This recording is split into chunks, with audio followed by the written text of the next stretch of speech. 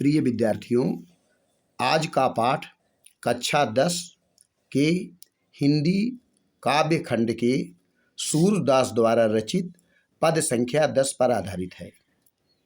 इस पद में ब्रज की गोपिकाएं उद्धव जी से निर्गुण ब्रह्म के विषय में जानना चाहती हैं।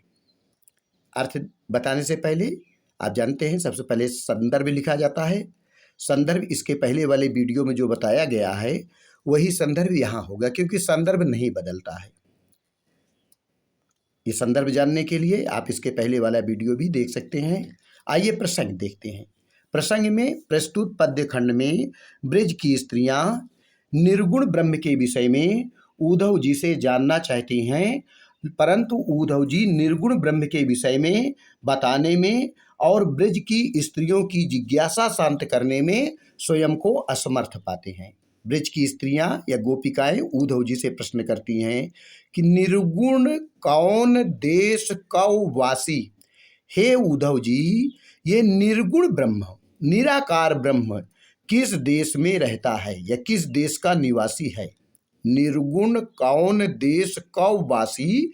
हे उद्धव जी, निर्गुण ब्रह्म किस देश का निवासी है।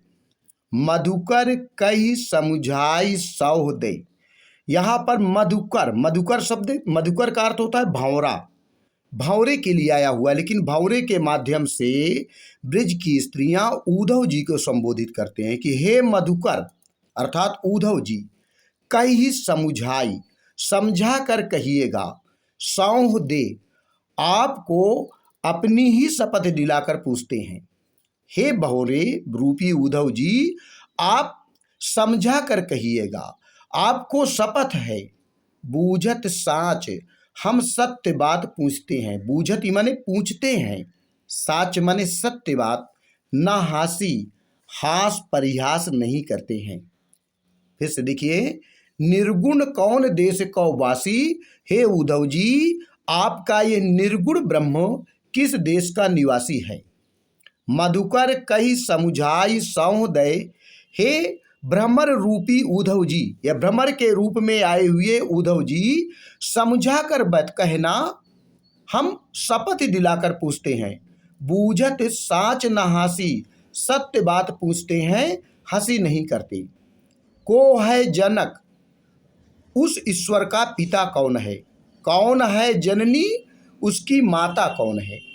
कौन नारी, उसकी पत्नी कौन है। को दासी, और उसकी दासी या सेविका कौन सी है। उस निर्गुण ब्रह्म का पिता कौन है, उसकी माता कौन है, उसकी पत्नी कौन है और उसकी सेविका कौन है। कैसे वर्ण, वर्ण का अर्थ होता है वर्ण, रंग, उसका रंग कैसा है। कैसे वर्ण, उस निर्गुण ब्रह्म का रंग कैसा है। भेष है कैसो, उसकी वेशभूषा कैसी है। अक्की ही रसमय अभिलाषी, विशेष रूप से वह किस रस की इच्छा करता है। कि ही रसमय अभिलाषी, किस रस की विशेष रूप से इच्छा करता है। वो कहते हैं पावोगे पुण्य कियो आपनो। हे उद्धव जी, पाओगे तुम्हें मिलेगा, पुण्य कियो आपने, अपनी करनी का फल। पाओगे पुण्य कियो आपनो। हे उद्धव जी, तुम्हें तुम्हारी करनी का फल मिलेगा। जो जाओ रे करोगे गासी, यदि सत्य बात कहने में छिपाओगे। गास, गासी कहते हैं, इनके अंदर गास है। गास का मतलब छिपी हुई बात, कुछ बात छिपा रहे हैं। तो जो रे करोगे गासी, यदि सत्य बात करने में कुछ छिपाओगे, यदि तुम सत्य बात करने में कुछ छिपाओगे तो तुम्हें तुम्हारी करनी का फल मिलेगा। सुना तो मौन होए रहो बाबरो। ब्रजवासियों, ब्रज की स्त्रियों के इस तर्क को सुन करके उद्धव जी मौन हो जाते हैं, मौन धारण कर लेते हैं। उनके पास कोई उत्तर नहीं रह जाता। सूर सबय मत नासी, और सूरदास जी कहते हैं कि उनका सारा मत, उनका सारा विवेक उस समय शून्य हो जाता है। सुनत मौन होए रहो बावरो। ब्रज की स्त्रियों के इस तर्कपूर्ण बातों को सुन करके उद्धव जी मौन धारण करना अच्छा समझते हैं और वे मौन धारण कर लेते हैं। सूर सबय मत नासी। सूरदास जी कहते हैं उनका सारा मत, उनका सारा तर्क नष्ट हो जाता है। अब आइए इसका जो है काव्य सौंदर्य देखते हैं। जैसे अभी इसमें देखते हैं रस कौन सा है, विशेष रूप से इसमें जो है शांत रस है। शांत रस, क्योंकि निर्गुण ब्रह्म के विषय में विशेष रूप से पूछ रहे हैं, गोपिकाएं पूछती हैं शांत रस। और दूसरा अलंकार, अनुप्रास अलंकार का प्रयोग यहाँ पर किया गया है, जिसे सूर सबय मत नासी, सा शब्द की आवृत्ति 2 बार आई हुई है, तो यहाँ पर अनुप्रास अलंकार है।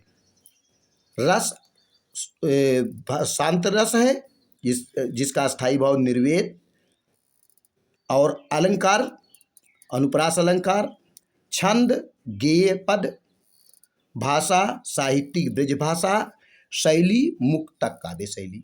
अब इसके जो प्रश्न होते हैं ऐसे पूछे जा सकते हैं कि उपर्युक्त पद्यांश का संदर्भ तथा प्रसंग लिखिए, पहला प्रश्न। दूसरा, उपर्युक्त पद्यांश के कला पक्ष की व्याख्या कीजिए। तो कला पक्ष के अंतर्गत वही रस, अलंकार, छंद लिखा जाता है। रस शांत रस या भक्ति रस, और अलंकार अनुप्रास अलंकार, छंद गेय पद।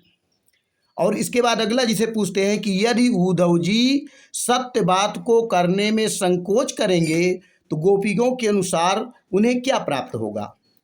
तो इसका उत्तर भी आप जान गए होंगे कि यदि उद्धव जी सत्य बात करने में संकोच करेंगे तो उन्हें उन्हीं करनी का फल प्राप्त होगा। इस प्रकार से इसकी व्याख्या स्पष्ट हो जाती है।